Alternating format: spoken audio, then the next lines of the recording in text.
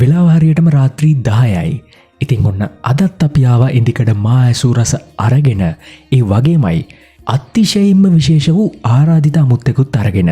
ඉතින් මේ අද ආරම්භ වෙන්නේ 20 වන මා ඇසූ රස වැඩසටහන. මේ දක්වා 19 දෙනෙක් අපත් එක්ක මේ වැඩසටහනට එකතු වුණා. ඔබට පුළුවන් ඔවුන්ගේ වැඩසටහනුත් ශ්‍රවණය කරන්න මීට පෙර ඔබ ශ්‍රවණය කරේ නැත්නම්. ඒකට කරන්න තියෙන්නේ ඉදිකඩ Facebook පිටුවට, ඉදිකඩ YouTube channel එකට, එහෙමත් නැත්නම් ඉදිකඩ වෙබ් අඩවියට පිවිසෙන එක. ඔබට ඒ හරහා පුළුවන් අපගේම පරණ වැඩසටහන් සියල්ලම ශ්‍රවණය කරන්න. ඒ වගේමයි ඉදිකඩ පළවෙනි වැඩසටහන් මාලාවේ වැඩසටහනුත් ඔබට එයින් ශ්‍රවණය කිරීමේ පහසුකම තියෙනවා.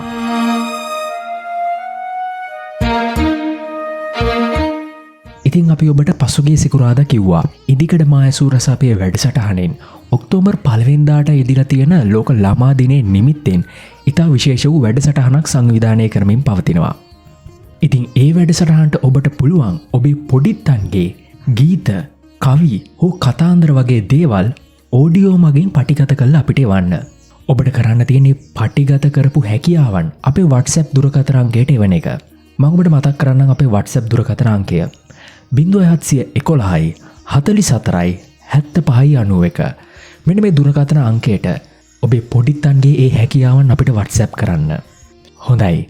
ඉතින් ඒ වගේ මතක් කරන්න ඕනේ මේ ඉදිකඩ මා ඇසූ රස වැඩසටහනට ඔබටත් පුළුවන් සහභාගී වෙන්න අමුත්තෙක් විදිහට. ඔබට ඒකට කරන්න තියෙන්නේ 0711 44 75 91. මෙන්න මේ දුරකථන අංකයට ඇමතුමක් හෝ WhatsApp පණිවිඩයක් අපිට එවන්න. අපි එවිට ඔබට අපේ වැඩසටහනේ ඉඩක් වෙන් කරන්නම්. හොඳයි. ඉතින් මේ මතක් කිරීම එක්කම අද අපේ ඉදිකඩ මා ඇසූ රස විශේෂ වූ ආරාධිත අමුත්තා එක්ක පවත්වනු වැඩසටහන දැන් ආරම්භ කරමු. මේ ඉදිකඩ රේඩියෝව.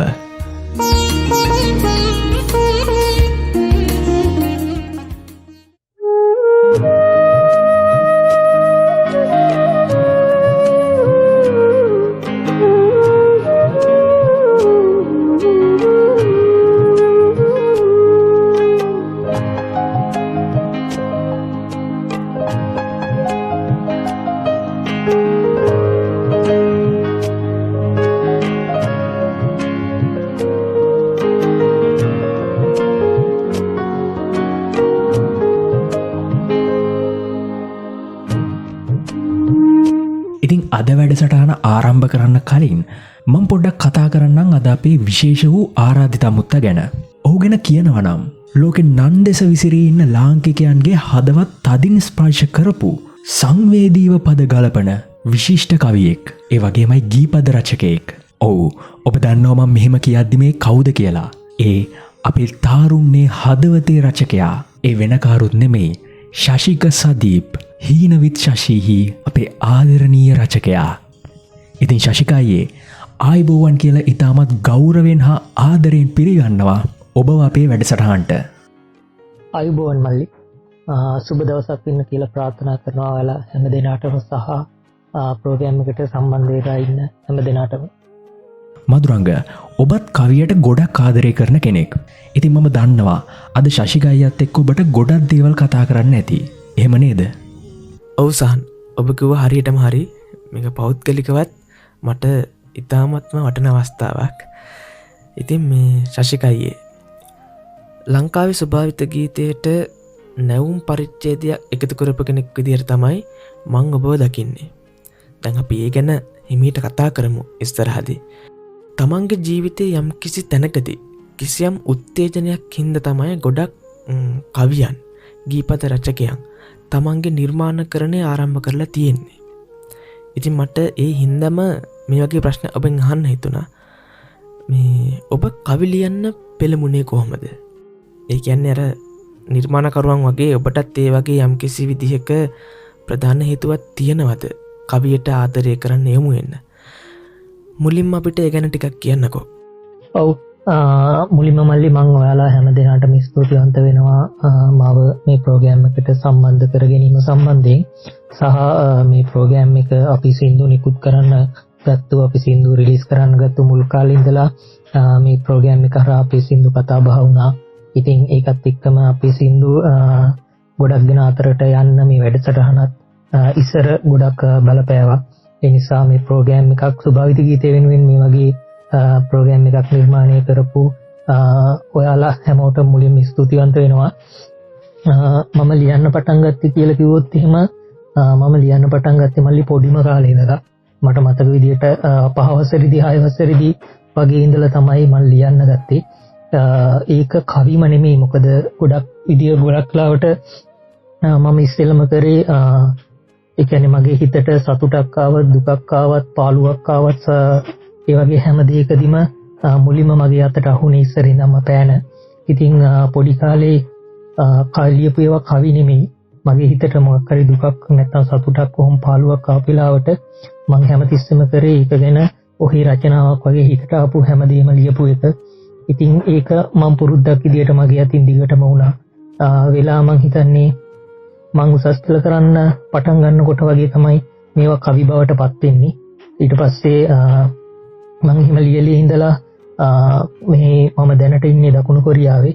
ඉතින් මාව ගොඩක් අය අඳුරගන්නේ මං දකුණු කොරියාවට ඇවිල්ලා මගේ පේජ් එක හීනවිච් චචි කියලා නමින් හැදුවට පස්සේ මං හිතන්නේ මං කොරියාවට ආවට පස්සේ මං ලංකාවෙන් මෙහෙන් ඇවිල්ලා මෙහාට ඇවිල්ලා මගේ අම්මා තාත්තා කවුරුවත් ළඟ නැතුව ඒ දැනෙච්ච පාළුව තනිකම ඒවත් එක්ක මම හිතන්නේ මම කවියට තව ඇබ්බැහි වුණා කියලා.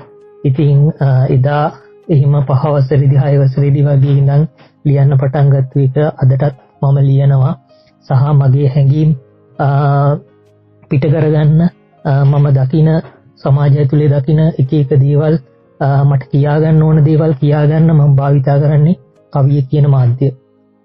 ඔව් දැන් ඔබ ඒ විදිහටනේ කවි ලියන්න ආරම්භ කරන්නේ. ඔබ කවියෙකු විදිහටම තමයි මුළු ලංකාවම මුලින් ඔබ දැනගන්නේ. පස්සේ කාලෙකදී ඔබ ඒ කවි ගීත බවට පත් කරන්න පෙළඹෙන්නේ. තමන්ගේ කවි ගීත බවට පත් කරන්න ඇයි එහෙම හිතුනේ? බය හිතුනේ නැද්ද? මං එහෙම ඇහුවේ ඇයි දන්නවද? කවියකින් දැනෙන රස ගීතයකින් ලබා දෙන්න යනවා කියන එක ලොකු අභියෝගයක්. එකම පද ටික කවියක් විදිහටයි ගීතයක් විදිහටයි නිර්මාණය වෙද්දී එතන රස දෙකක්නේ තියෙන්නේ. ඉතින් ඔබේ කවිවලට ආදරෙන් බැඳලා ඉන්න අයගෙන් පොඩියට හරි චෝදනාවක් එයි කියලා හිතුනේ නැද්ද? දැන් ඒකයි මං ඇහුවේ ඔබගෙන් අර බය හිතුනේ නැද්ද කියලා. ඔව් බයක් හිතුනේ නැද්ද කියලා කිව්වොත් එහෙම මොකද මල්ලි මේක මං හිතලා කරපු දෙයක් නෙමෙයි. මේක මං හරි අහම්බෙන් මම ගීත රචකයෙක් කෙනෙක් හරි අහම්බෙන්. මොකද මං මුහුණු පොතේ තමයි ගොඩක් දුරට කවි ලියලිය ඉන්නකොට දැන් හැමෝම දන්නවා මේ කතාව. චන්ද්‍රේ කියලා කියන මගේ කවියක් මුහුණු පොතේ මගේ පේජ් එක හරහා සංසරණය වෙනකොට දීපති ජයසූරිය තමයි මට කතා කරන්නේ මල්ලි අපි මේ කවිය අරගෙන සින්දුවක් හදමුද කියලා. ඉතින් එහෙම තමයි අහම්බෙන් අපේ පළවෙනි සින්දුව චන්ද්‍රේ කියලා කියන නමින් හැදෙන්නේ. ඉතින් ඒ වෙනකම් මම කවදාවත් හිතන් හිටියේ නෑ මේ කවි අරගෙන මේව සින්දු බවට පත් කරන්න පුළුවන් කියලා හරි එහෙම අදහසක් මගේ හිතේ තිබුණේ නැහැ.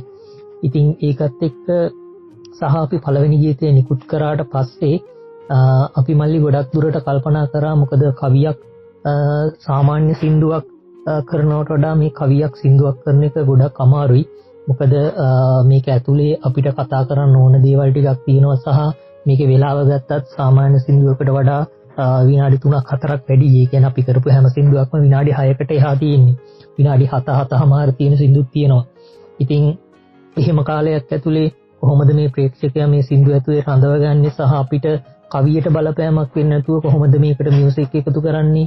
ඒ වගේම කොහොමද මේක වොයිස් කරන්නේ කියලා කියන එක සම්බන්ධයෙන් අපි මුලින් ඉඳලම ගොඩක් කල්පනා කරා. මොකද අපි දැනන් හිටියා කවිය කියලා කියන එක මේක හරියට වුණ නැත්නම් අපිට අනිත් පැත්තට ප්‍රතිරෝධයක් එල්ල වෙනවා කියලා. ඒ නිසා අපි ගොඩක් මේක ගැන හිතුවා.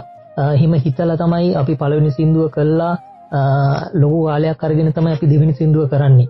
ඒක ඒ ලොකු කාලය ගන්නෙම අපි මේක ඉස්සරහට කොහොමද කරන්නේ කියලා කියන එක හරියටම තීරණය කරගන්න. ඉතින් දීපති අයියා සහ මම කතා කළා මේක කොහොමද වෙන්න ඕනේ කියලා හිතලා කිසිම විදියකට කවියකට මම ලියන කවිය අරගෙන ඒ කවියක තියෙන ගුණාංග එහෙම නැත්නම් අපි කියනවා අපි මේකට මියුසික් වීඩියෝ එකක් කරන්න තියෙන පළවෙනි හේතුවත් ඒකම තමයි. මොකද බොහෝ දුරට කවියක් අපි ਵਿਚාරය කරනකොට දැන් අපි සිංහල ක්ලාස් එකක් ගමුකෝ. සිංහල ක්ලාස් එක සිංහල කවියක් කවිපන්තියක් ਵਿਚාරය කරනකොට වීඩියෝ එකක් දාලා පෙන්නන්නේ නැහැ මේක මෙහෙම කියලා. ඒක අපේ කවියක තියෙන විශේෂ ලක්ෂණය තමයි චිත්ත රූප හිතේ මැවෙන්න ඕන. ඉතින් ඒකම තමයි අපි මෙතන පාවිච්චි කරලා තියෙන්නේ. අපි එච්චර දුරට මේක ගැන හිතුවා.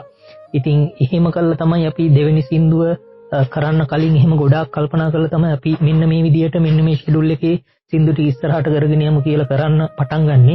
ඊට පස්සේ අපේ දෙවෙනි සින්දුව කුසුමේ නිකුත් කරාට පස්සේ මම හිතන්නේ මල්ලිලටත් මතක ඇති මල්ලිලත් මේ සින්දුව ගැන කතා කරා. මේ කුසුම සින්දුව රිලීස් කළා සතියක් විතර සතියක් දෙකක් යනකොට අපේ කිසිදු අනුග්‍රහයකින් තොරව මේ ගීතය ගැන ගොඩක් තැන්වල කතා කරා. අපි රූපවාහිනිය පත්තර ගුවන්විදුලිය ඊට විචාරකයෝ සහ ගොඩක් අය මේ ශාස්ත්‍රීය සම්බන්ධ ගොඩක් අය පෞද්ගලිකව අපිට කතා කරලා සුබ පැතුවා. ඉතින් ඒ වගේ දේවල් එක්ක අපි හිතුවා සහ ඒ ගීතය ගොඩක් අය ආදරෙන් වැළඳගත්තා. ඉතින් ඒකත් එක්ක අපිට තේරුණා මේ විදිහට මිනිස්සු ආසයි කියලා ගොඩක්. ඒ නිසා තමයි අපි දිගටම ඊට පස්සේ මැනික නංගියේ එක්ක මං හිතන්නේ අපේ වැඩිම views කියපු සින්දු දෙක තමයි මැනික සහ නංගියේ. ඉතින් ඒ ගීතත් එක්ක මිනිස්සු මේක ආදරෙන් වැළඳගත්තා. ඉතින් ඔහොම තමයි මේ සින්දු ටික හැදෙන්නේ. සහ මේ අර ඔයා මුලින් ඇහුවේ බය හිතුණද කියලා අපි පෞද්ගලිකව මේ සින්දු ගැන ගොඩක් හිතනවා. ඒ කියන්නේ සාමාන්‍ය සින්දුවක් හදනට වඩා ගොඩක් දුරට පේනවා ඇති අපි සින්දුවක් දාන්නෙත් මාස දෙකකට සැරයක් විතර වගේ කියලා. ඒකට හේතුවත් අපි ගොඩක් වෙලාව ගන්නවා මේ සින්දුවක් හරියට හදන්න ඕනේ ඉඳලා. සමහර වචන සමහර මියුසික් ඒ කටහඬ වොයිස් බැලන්ස් කරන ඒවා මේ හැමදේම 100%ක්ම හරියට පස්සේ තමයි අපි සින්දුව හදලා 3-4 පාරක් මේ කවියට කිසිම බලපෑමක් වෙන්නේ නැතුව මේකට මියුසික් එකතු කරලා මේ වැඩේ කරන්නේ. ඉතින් අද වෙනකන් අපිට එහෙම අපි වැරද්දක් කරනවා කියලා කවුරුවත් චෝදනා කරලා නැහැ. ඒ ඕන කෙනෙකුට ගිහිල්ලා බලන්න පුළුවන් අපේ YouTube එකට ගියොත් එimhe තියෙන කමෙන්ට්ස් කියවලා මේ විදිහට සහ මේ වචන වලට මේ සංගීතයට අපි හදපු නිර්මාණ වලට මිනිස්සු කොච්චර ආදරය කරනවද කියලා. ඇත්තටම ඔබේ නිර්මාණ ගැන අපිටත් හැම වෙලාවෙම අහන්න ලැබෙන්නේ ඉතාමත් ප්‍රසන්න අදහස්. මොකද මේ වෙනකොට ඔබේ නිර්මාණ ගැන විචාර විශාල ප්‍රමාණයක් අපිත් අහලා තියෙනවා. ඇත්තටම ඔබේ කවිවල මොකක් හරි සුවිශේෂී නිමිත්තක් තියෙනවා. ඒ වචන වලින් කියවෙන කතාවක් තියෙනවා. සමහර අවස්ථාවල ඔබේ දේවල් ප්‍රකාශ කළත් තියෙනවා. ඉතින් අදත් ඔබ මේ සූදානම් වෙන්නේ ඔබේම නිර්මාණයක් ගැන ඒ විදිහට යම් හෙළිදරව්වක් කරන්න. කනත්තේ ඇබෑර්තුව. ඔව් වෙනස්ම තේමාවක්. ඇත්තටම මොකද්ද මේ ගීතයෙන් ඔබ කියන්න උත්සාහ කළේ? කොහොමද මේ සිතුවිල්ල පහළ වෙන්නේ? අපිට කියන්නකෝ අයියේ ඒ ගැන. කනත්තේ ඇබෑර්තුව කියලා කියන ගීතය මල්ලි නිර්මාණය වෙන්නෙත් මල් ලියපු කවියක් ආශ්‍රයෙන්. ඉතින් මේ කවිය මං ලියලා මගේ මුහුණු පොතට එක්තරාට පස්සේ මේ කවියට ලැබුණු ප්‍රතිචාරත් එක්ක මට මන් දීපතේයත් එක්ක කතා කළා අපි මේ සින්දුව තෝරගන්නවා ගීතයක් විදිහට නිර්මාණය කරන්න. මේකේ ගායනය විශාරද සුවිනි සුදස්මි සහ සංගීතය සපයන්නේ පුරුදු විදිහට දීපති ජයසූරිය. ඉතින් මේකේ මල්ලි කතාව කිව්වොත් එහෙම මේක ගොඩක් දුරට මේකේ නමම ටිකක් වෙනස්. කනත්තේ ඇබෑර්තුව කිව්වට පස්සේ මේකේ මේ මං හිතන්නේ සින්දුව සම්බන්ධයෙන් මේක මං හිතන්නේ මුහුණු පොත ඇතුලේ ගොඩක්ම ෂෙයා වෙච්ච සින්දුවක් සහ මේකේ මං හිතන්නේ මේ ළඟදී 1 මිලියන් views ආවා. ඉතින් ඒකේ ඒ හැමතැනම වගේ මෙතන ගොඩක් අය මේකට දක්වපු අදහස් වල තිබුණා. මොකද මේකේ අවසාන පදයේ තියෙන්නේ දෙන්න ජොබ් එක ඒ කියන්නේ ජොබ් එකක් ඉල්ලන වගේ අදහසක් තමයි තියෙන්නේ. මොකද අපි ගීතය ඇතුලේ අපි කනත්තේ ඇබෑර්තුව කියලා දැම්ම මිසක් මේකේ නිමිත්තක් දාලා නැහැ ගීතය ඇතුලේ. නමුත් මේකේ මම මුලින් නම් කවිපන්තිය ලියුණු හැටි නම් කියාගෙන යන්නම් මේ නිමිත්තේ ඉඳන්. මේකේ නිමිත්ත වෙන්න මල්ලි මේ එක්තරා සුසාන භූමියක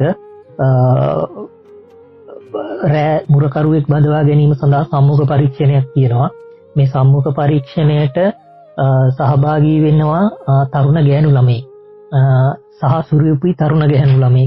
ඉතින් සාමාන්‍යයෙන් ගැහැණු ළමයි කියලා කියන්නේ අපි කියන්නේ හොල්මන් වලට බය, රැට එළියට යන්නේ නැති, පොඩි දෙයකටත් බය වෙන එහෙමයිනේ.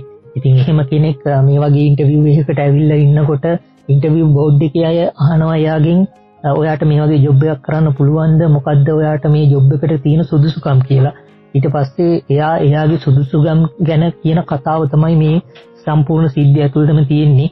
ඉතින් මට මේ සින්දුව හරහා ඕනුනේ මල්ලි වර්තමානයේ තුල මේ කාන්තාව කියලා කියන අපේ අම්මලා අපේ නංගිලා ඇතුළු මේ සමස්ත මේ කාන්තාවන් මේ සමාජය ඇතුලේ කොච්චර පීඩනයකින්ද ජීවත් වෙන්නේ සහ උන්ට මේ සමාජය ඇතුලේ කොච්චර හිරිහැර වෙනවද කියලා කියන එක සම්බන්ධයෙන් යම් කතිකාවතක් හදන්න තමයි මේ සින්දුවෙන් ඕනුනේ. මේ සින්දුව ඇතුළේම ගලාගෙන යන එහෙම කතාවක්, ජීවිත කතාවක්. ඉතින් මේක සම්පූර්ණයෙන්ම ਵਿਚාරය කරන්න මම හිතන්නේ මේ සින්දුව ලොකු පරාසයක් ඇතුලේ තියෙන සින්දුවක්. එකින් එක ਵਿਚාරය කරන්න ගියොත් ගොඩක් වෙලා යයි. ඒ නිසා මම මේකේ පද ටික අරගෙන මේකෙන් එකින් එක කෙටියෙන් විස්තර කරන්න.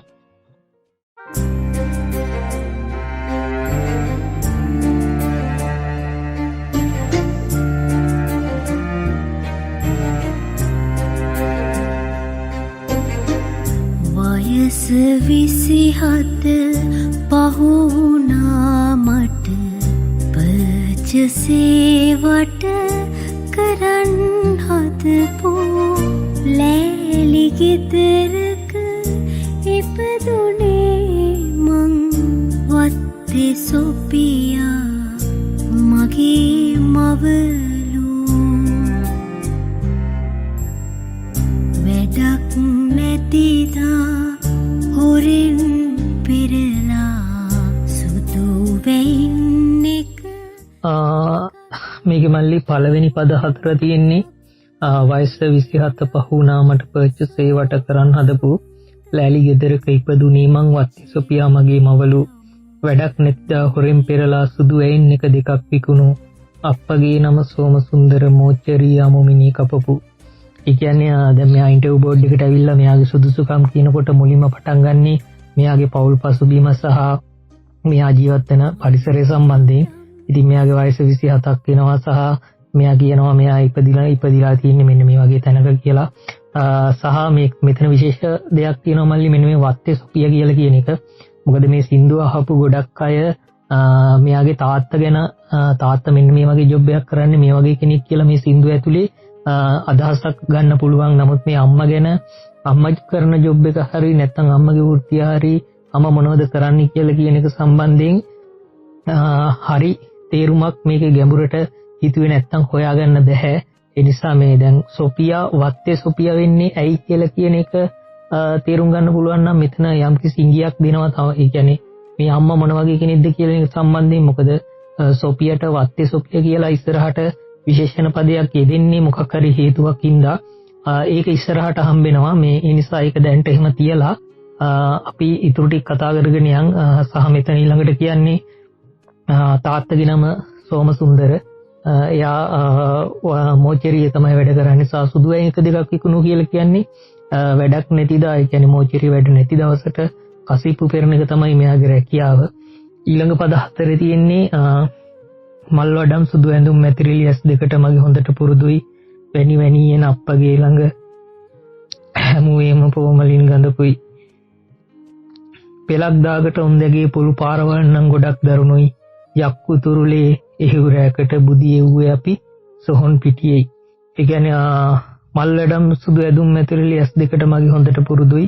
ඒ කියන්නේ දැන් අර මං කලින් කිව්ව කතාව තමයි මේ මල්ලි කියන්නේ. මෙයා දැන් ඉන්ටර්විව් බෝඩ් එකේ මෙයාගෙන් අහනවනේ ඔයා කොහොමද මේ ජොබ් එක කරන්නේ? මේම ගෑනු ළමයි මේ වගේ පොඩි දේවල් වලටත් බයයි, හොල්මන් වලට බයයි. නෑ ඔයා වගේ කෙනෙක් ඇවිල්ලා කොහොමද මෙතන ජොබ් එක රැට කරන්නේ කියලා අහනකොට මෙයා කියන්නේ තමන්ගේ තාත්තා මෝචරිය මිනී කපන කෙනෙක්ින්ද මෙයා කියනවා මල් වඩම් සුදු ඇඳුම් මැතිරිලි ඒවා මගේ ඇස් දෙකට හොඳට පුරුදුයි. මට ඒවා 아무තු දේවල් නෙමෙයි. සහ වැනි වැනි නප්පගේ ළඟ හැමෝම ෆෝමුලුන් ගඳුයි කියලා කියන්නේ මේ තාත්තා හැමතිස්සෙම මත්පැන් පානය කරලා ඉන්න පුජ්‍යලෙක්. එයා ගාව හැමතිස්සෙම මේ ෆෝමලින් ගඳ කියලා කියන එක තියෙනවා. මොකද එයා වැඩ කරන්නේ මෝචරියක හින්දා. සහ තාත්තගේ හැසිරීම රටාව සම්බන්ධව මෙතන කියනවා පෙලක් දාකට උන්දගේ පුරු පාරවල් නම් ගොඩක් දරුණුයි යක්කු තුරුලේ හිරයකට බුදියවි අපි සොන් පිටිය කියලා කියන්නේ මෙයා එතනත් මේ ඔප්පු කරලා පෙන්නනවා තමන් යක්කුන්ට බය නෑ මම සොහොන් පිටියෙත් නිදාගෙන තියෙනවා තාත්තා මෙන්න මේ වගේ පුජ්‍යලයක් ඉඳලා. ඒ නිසා එයා මෙතනත් එයාගේ මේ සුදුසුකම් ගැන තමයි මේ කියාගෙන යන්නේ. ඊට පස්සේ කියනවා දිනක් මහරෑ ෆෝමලින් ගඳ මගේ ගාවම ළඟින් හැමුමවා. අම්මා නොහිටිය පාළු පැදුරේ රතු පාටලේ ගඟක් ගැලුවා. මතක විදිහට වයස 10යි එදා සර් මං ගොඩක් ඇඬුවා.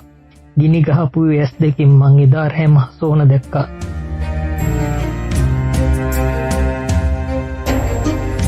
දිනක් මහරෑ පෝමලින් ගඳ මගේ ගාවම ළඟින් හැමුවා.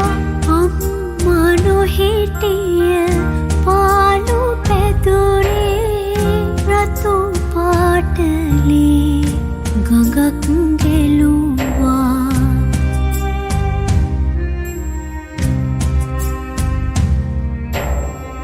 මතක විදිහට වයස 10යි එදාස මං හුඟක් ඇඬුවා. ගිනි ගහපු ඇස් දෙකින් මං එදා රෑ මහ සෝන දැක්කා.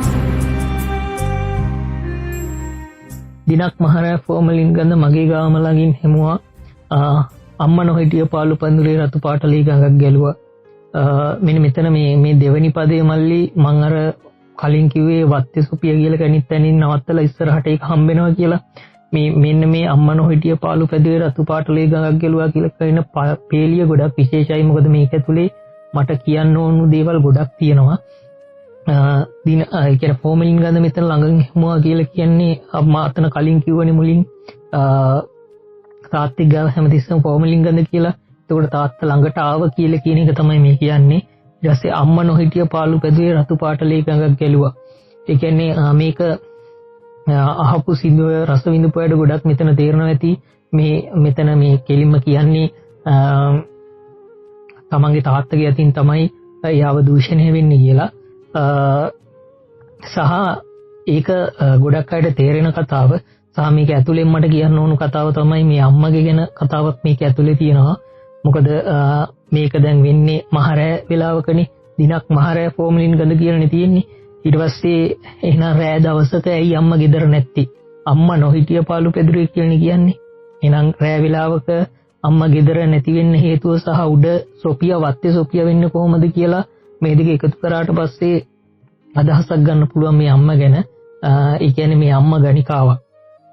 අම්මා රැට දුවගේ ගාවේ නැත්තේ ඒක තමයි අම්මා වීදි ගණිකාවක්. අම්මා රැට එළියට යනවා. ඉතින් ඊට පස්සේ මේ දුව හැමදාම තනියෙන් තමයි ගෙදර ඉන්නේ.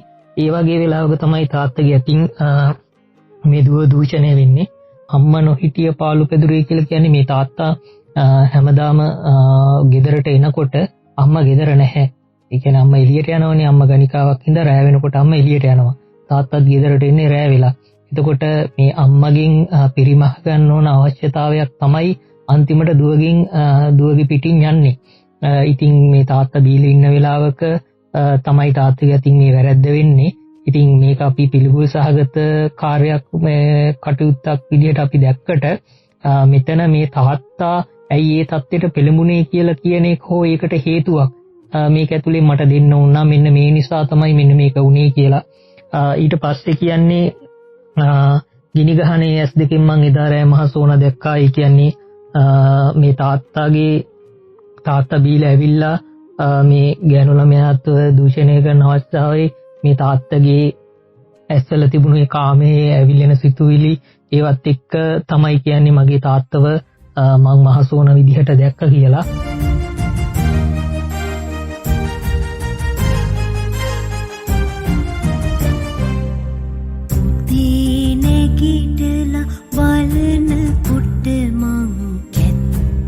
අම්මගේ අතේ තිබුණා පොලිසියකට එන්න මත්තින් මං වටාගෙන වටේ තිව්වා.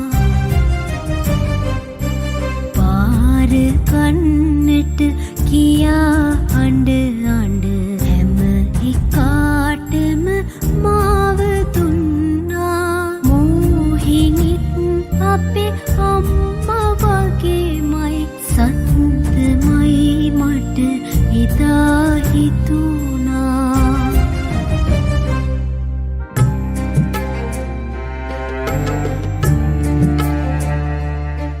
උදේ නැගිටලා බලනකොට මං කැත්ත අම්මගේ අතේ තිබුණා. පොලිසිය ගෙට එන්න මත්තෙන් මං වඩාගෙන වටේ දිව්වා. බාර ගන්නට කියා අඬ හැම එකාටම මාව දුන්නා. මෝහිනිත් අපේ අම්මා වගේමයි සත්තමයි මට එදා හිතුණා. ඒ කියන්නේ උදේ නැගිටලා බලනකොට කැත්ත අම්මගේ අතේ තිබුණා කියලා කියන්නේ මේක වයස අවුරුදු කලින් කියනවනේ වයස අවුරුදු 10 දී තමයි මේක වෙන්නේ කියලා. එතකොට මෙයා ගොඩක් පොඩි ළමෙක්. ඉතින් අම්මා ඇවිල්ලා බලනකොට අම්මා මේ සිද්ධිය දැක්කට පස්සේ අම්මට එන තරහ අම්මා තාත්තගේ පිටින් පිට කරනවා. ඊට පස්සේ තාත්තව අම්මගේ අතින් තාත්තව ඝාතනය වෙනවා. ඊට පස්සේ අම්මා දන්නවා අනිවාර්යෙන් පොලිසියෙන් ඇවිල්ලා දැන් මේක තමුන් අත්අඩංගුවට ගන්නවා කියලා. ඉතින් මේ ළමයව අම්මත් නැතුව තාත්තත් නැතුව කාට හරි දෙන්න ඕන හින්දා තමයි ඒ සිද්ධිය වුණාට පස්සේ මේ ළමයව අරගෙන අම්මා ඒ අවට තියෙන හැම ගෙදරකටම යනවා මේ දරුවව බාර ගන්න කියලා. ඒක තමයි කියන්නේ තමන්ගේ අම්මව මෝහිනී විදිහට දැක්ක කියලා. ඊට පස්සේ කියනවා එතෙන් හිඳ අවුරුදු 5ක් මං එක දිගට පරිවාසය වුණා. අම්මා වැලිකඩ සින්න වුණාම නිවාසෙට මං බාර කිරුවා. පැයට 1000 ඒකේ හිටුන් හොරාටම මාව වික්කා. යක්කු විතරක් නෙමේ බුදුස දෙවිවරුත් මගේ ඇඟට වැහුවා.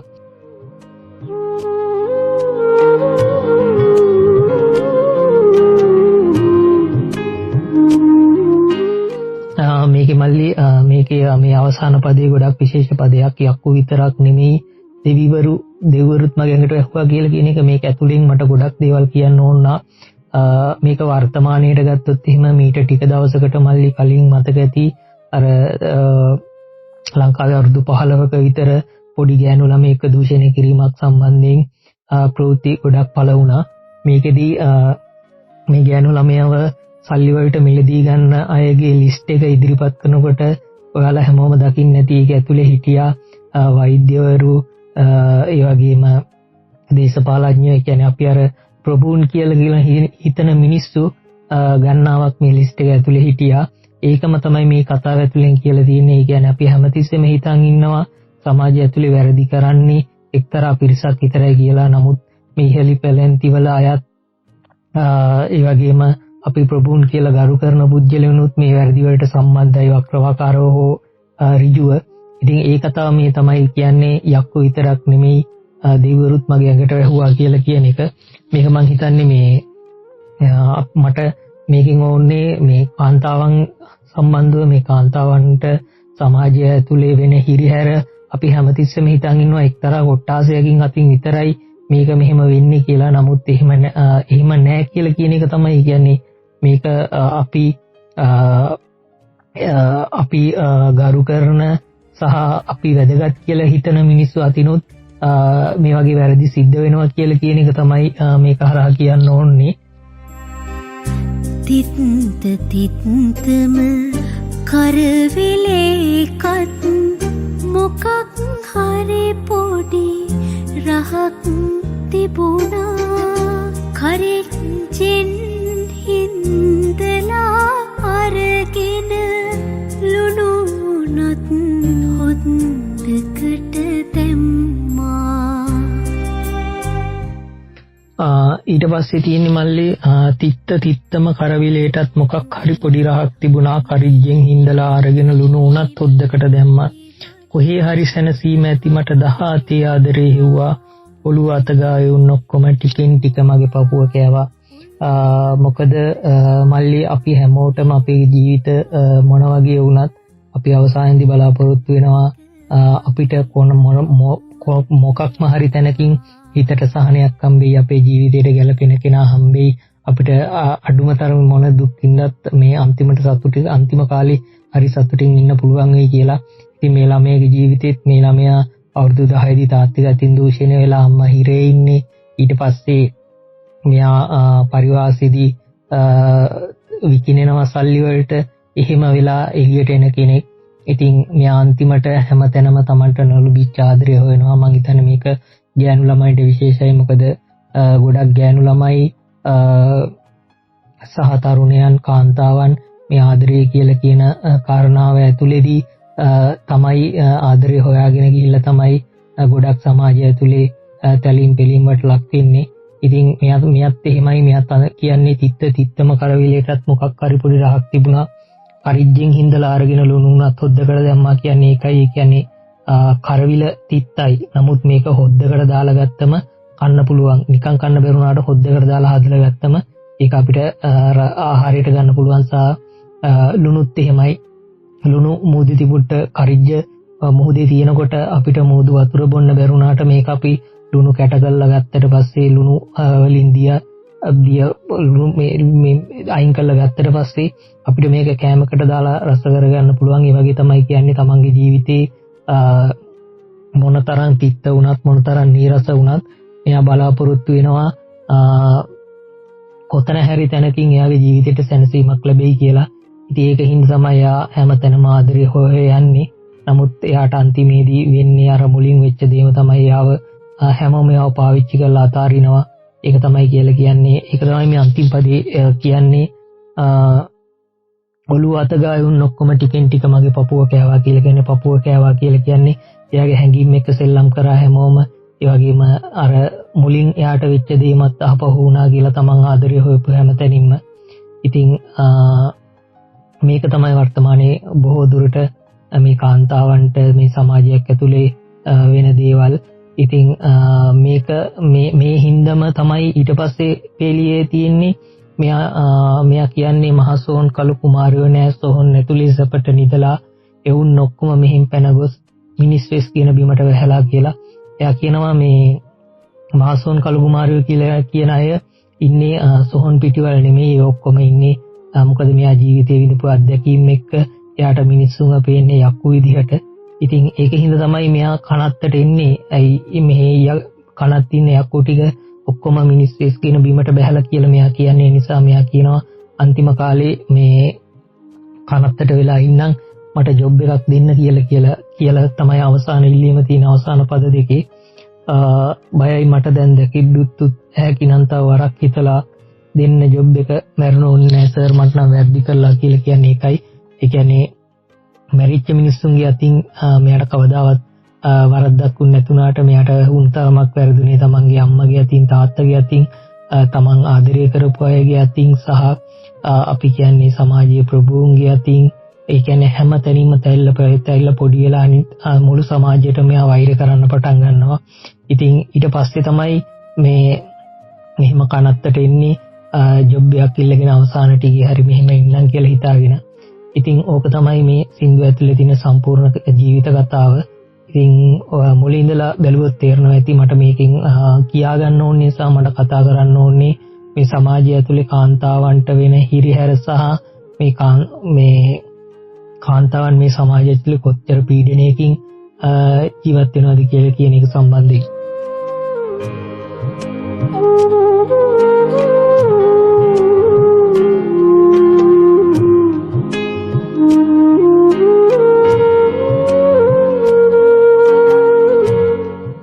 එතකොට මේ නිර්මාණයේ ගීතයක් විදිහට එළි දක්වන තුරු ඒ කටයුතු සිද්ධ වුණේ කොහොමද?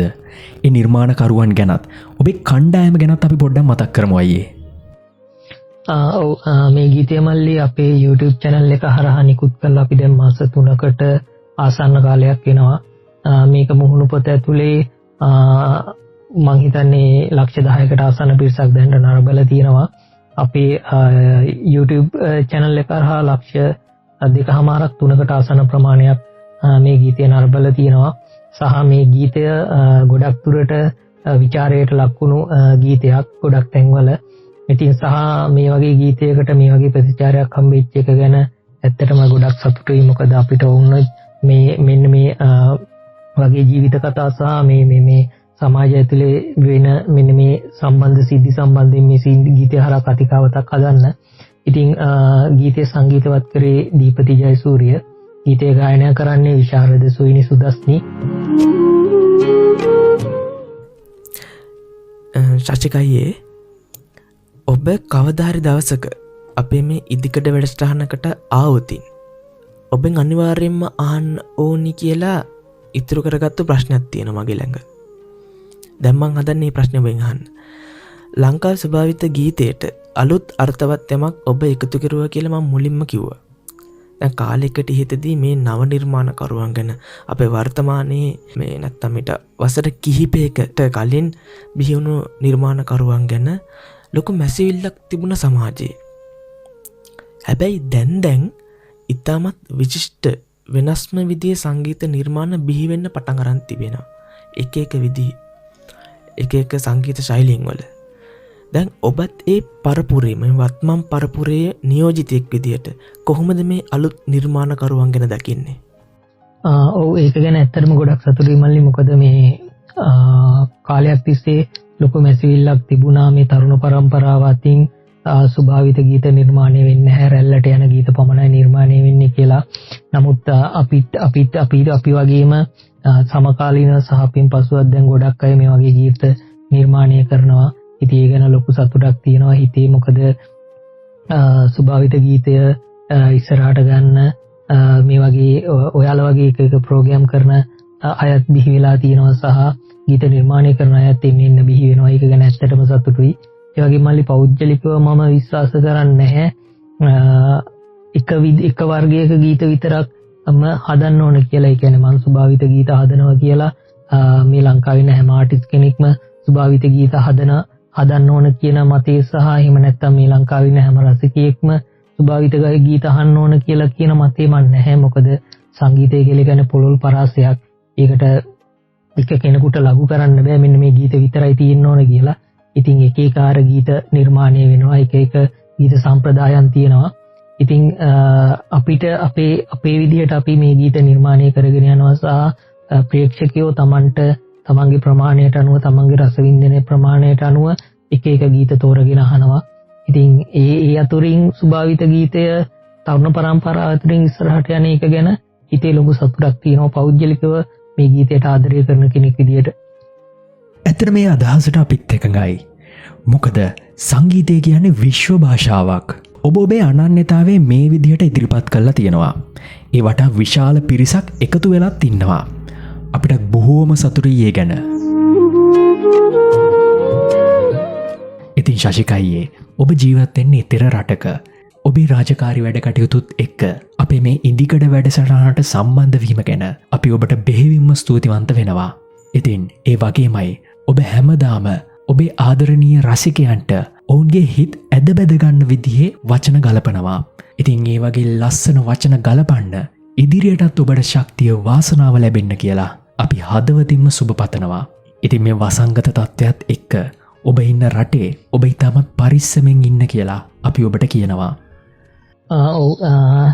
මුලින්ම මල්ලි මම අර මුලින් කිව්වා වගේ ඔයාලා හැමදිනාටම ගොඩක් ස්තුතිවන්ත වෙනවා මේ වගේ වැඩසටහනක් නිර්මාණය කිරීම සම්බන්ධයෙන්. මොකද මට මතකයි අපේ දෙවෙනි සින්දුව කුසුම නිකුත් කරපු දවසේ ඉඳලා ඔයාලා අපේ ගීත ප්‍රේක්ෂකයෝ අතරට ගෙනියන්න ඒ ගීත විචාරය කරා. ඒ ගීත වල තියෙන රසය සහ මේ සම්බන්ධයෙන් වැඩසටහන් දෙක තුනක්ම කරා. ඉතින් ඒක තමයි මම මුලින්ම ඔයාලට ස්තුති කළම මේ වැඩසටහන පටන් ගත්තේ. ඉතින් හරි වටින වැඩසටහනක් සහ තරුණ ඔයාලා අපි වගේ තරුණ අය සම්බන්ධ වෙලා කරන වැඩසටහනක් හින්දා මං හිතන්නේ සහ මේක මේ ශ්‍රවණය කරන අයත් ගොඩක්ම අපේ પરම්පරාව සහ අපිට බාල પરම්පරාවේ අය. ඉතින් ඒක ගැන ලොකු සතුටක් තියෙනවා සහ මම ඔයාලට පෞද්ගලිකව ස්තුතිවන්ත වෙනවා ස්වභාවිත ගීත වෙනුවෙන් මේ වගේ වැඩසටහනක් නිර්මාණය කිරීම සම්බන්ධයෙන්. සහ මගේ පැත්තෙන් මට ස්තුති කරන්න මගේ channel එකේ අනිත් අය දීපති ජයසූරිය, සුවිනි සුදස්නි සහ තර්ණි ජයසිංහ යන අයට ස්තුතියි. මොකද මාත් එක්ක එකතු වෙලා මේ ගීත නිර්මාණය කරනවට. ඊට පස්සේ මගේ page එකේ මගේ කවි රස විඳින සහ YouTube එක හරහා ගීත රස විඳින සහ දැනට මේ ප්‍රෝග්‍රෑම් එක අහන අද මේ ප්‍රෝග්‍රෑම් එක අහන සියලුම ප්‍රේක්ෂකයන්ට සියලුම දෙනාට ස්තුතියි. මොකද යාලා හින්දා තමයි මේ මෙච්චරක් ඉක්මනට අපිට මේ වගේ සින්දු ජනගත කරන්න පුළුවන් වුණේ. මොකද අපි මේ channel එක හදලා මේ සින්දු මෙහෙම කරන්න මුල් අවස්ථාවල අපි හිතුවේ නෑ කවදාවත් මිලියන ගණන් මේ වගේ සින්දු බලයි මේ සින්දු වලට මෙහෙම මිනිස්සු ආදරය කරයි කියලා. ඉතින් එහෙම එයාලා ආදරය කරපු හින්දා සහ මල්ලි ඔයාලා වගේ අය මේ ගීතවල වටිනාකම් අඳුරගත්ත හින්දා තමයි මේ ගීත මෙහෙම ඉදිරියට ඇවිල්ලා අද කවුරු හරි අපේ ගැන කතා කරනවා නම් ඒ කතා කරන්නේ ඔයාලා සහ අපේ ප්‍රේක්ෂකයන් හින්දා. ඉතින් ඒ හැම දිනාටම ස්තුතියි සහ අවසාන වශයෙන් නැවතත් මල්ලි ඔයාලට ස්තුතියි සුභාවිද ගීත වෙනුවෙන් මේ වගේ වැඩසටහනක් නිර්මාණය කිරීම සම්බන්ධයෙන්. බොහොම ස්තුති ශශිකයි ඔබටත් ඔබේ සියලුම වැඩ කටයුතු සර්ව ප්‍රකාරයෙන්ම සාර්ථක වෙන්න කියලා අපි මේ මොහොතේ ඔබට ප්‍රාර්ථනා කරනවා. ඉතින් නැවතත් දවසක අපි මේ විදිහම වැඩසටහනකින් හම්බුවෙමු. එතකම් පරිස්සමෙන් ඉන්න. හොඳයි. ඉතින් දැන් කාල වේලාව කෙමින් ගත වෙලා අපේ වැඩසටහන අවසන් කරන්න වෙන මොහොතත් ලං වෙලා. ඉතින් අවසන් කරන්න මත්තෙන් මතක් කරන්න ඕනේ නැවතත් වැඩසටහන ආරම්භයේදීම මම කිව්වා ඔක්තෝබර් 1 වෙනිදාට අපි විශේෂ වැඩසටහනක් පොඩිත්තන් වෙනුවෙන් සංවිධානය කරලා තියෙනවා කියලා. ඉතින් මේ වැඩසටහනට ඔබේ පොඩිත්තාගේත් ගීතයක්, කවියක්, එහෙමත් නැත්නම් කතාවක් ඇතුළත් කරන්න ඔබට හැකියාව තියෙනවා. ඔබට ඒකට කරන්න තියෙන්නේ ඔබේ පොඩිත්තාගේ ඒ හැකියාව හඬපටියක් ලෙස පටිගත කරලා අපේ WhatsApp දුරකථන අංකයට එවන එක. අපේ WhatsApp දුරකථන අංකය තමයි 0711 44 7591. ඉතින් ඒ වගේම ඉන්දිකඩ මායසූ රස වැඩසටහනකට අමුත්තෙක් විදිහට සම්බන්ධ වෙන්නත් ඔබට පුළුවන්. ඒකට කරන්න තියෙන්නේ මෙන්න මේ දුරකථනයටම අපිට ඇමතුමක් හෝ එහෙමත් නැත්නම් WhatsApp පණිවිඩයක් ලබා දෙන එක. මම නැවතත් මතක් කරන්නම් අපේ දුරකථන අංකය 0711 44 7591. කිසිම ભેදයකින් තොරව අපි ලෑස්ති ඔබට ඉන්දිකඩ මායසූ රස වැඩසටහනේ වෙලාවක් වෙන් කරන්න. ඉතින් මේ මතක් කිරීමුත් එක්කම අපි දැන් සූදානම් වෙන්නේ ඔබෙන් සමුගෙන යන්න. නැවතත් සුපුරුදු පරිදි ලබන සිකුරාදාත් එක් විශේෂ අමුත්තෙක් හෝ අමුත්තියක් අරගෙන ඔබ හමුවීමට අපි සූදානම්. ඉතින් එතකන් පරිස්සමෙන් ගෙවල් වලට වෙලා ඉන්න. ඔබ සැමට තෙරුවන් සරණයි. මම සහන් සමරසිංහ.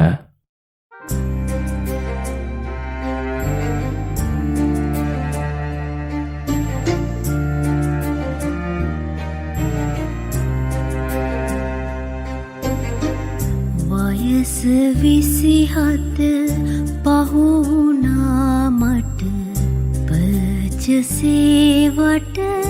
කරන් හදපු ලෑලි ගෙදරක ඉපදුනේ මං වත්තේ සොපියා මගේ මවලු වැඩක් නැතිදා හොරෙන් පෙරලා සුදු වෙයින් එක දෙකක් විකිනු අප්පගේ නම සෝම සුන්දර මෝචරියම් මිනි කපපු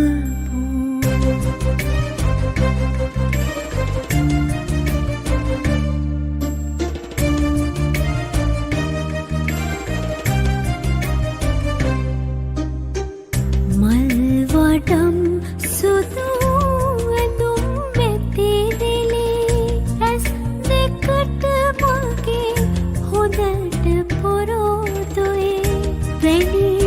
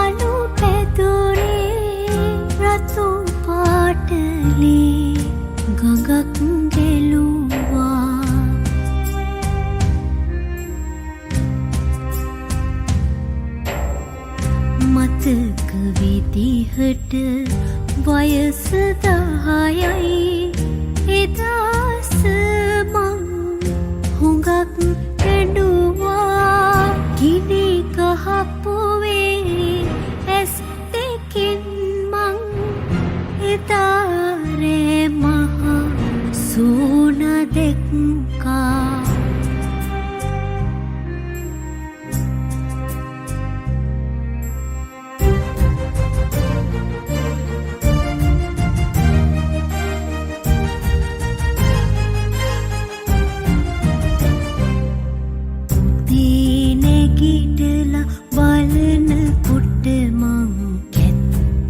අම්මගේ අතේ තිබුණා පොලිසිය ගෙට එන්න මත්තින් මං වටාගෙන වටේ තිව්වා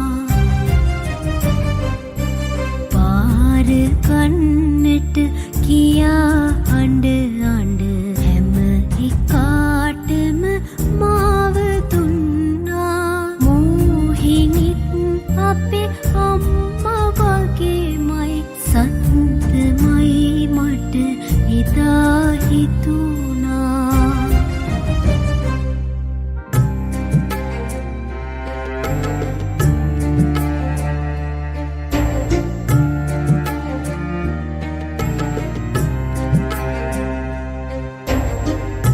ඉතින් හිඳ අවුරුදු 5ක් මං එක දිගට පරිවාසෙ වුණා අම්මා වැලිකඩ සින්න වුණහම නිවාසෙට මං බාර කෙරුවා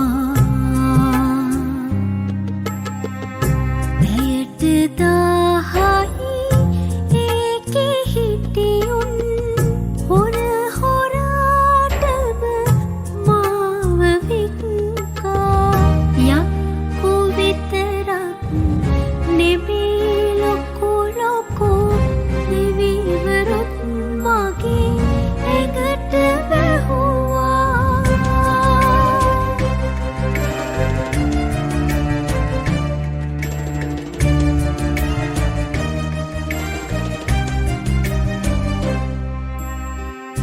තිත්ත තිත්තම කරවිලේකත් මොකක් හරි පොඩි රහක් තිබුණා කරෙච්චෙන් හින්දලා අරගෙන ලුණු නොත් හොද්දකට දැම්මා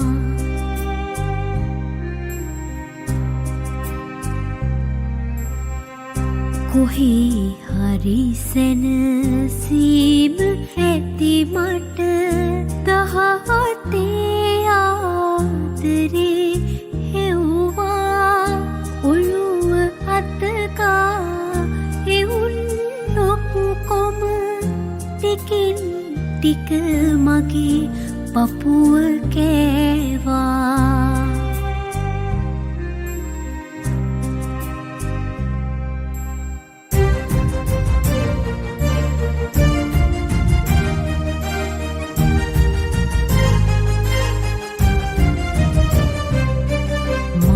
සූන් කළු කුමාරයුනේ සුහුන් ඇතුලේ සැපට නිදලා එවුන් ඔක්කොම මෙහෙන් පැන ගොස් මිනිස් පෙස්ගෙන බිමට බැහැලා